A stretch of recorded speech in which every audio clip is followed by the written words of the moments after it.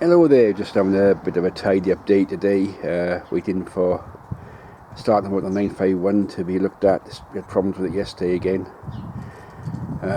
Exhaust valves should be coming into fittings Llantricent this week, so hopefully that can start doing the D2 cylinder head.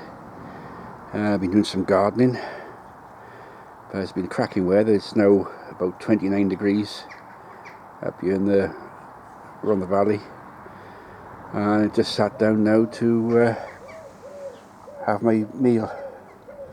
So there's some nice black puddings. I don't know if you're allowed to say black puddings anymore because things are changing so quickly, but black pudding, nice thick rashers of bacon, fried bread and an egg washed down with a Coke. So it's a chill out time now.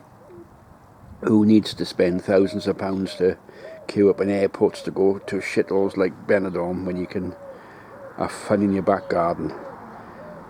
So hopefully you can progress the machines end of the week or next week, and we can get back on to making machinery videos. But for now I'm going to tuck into my nice breakfast. So have a great day.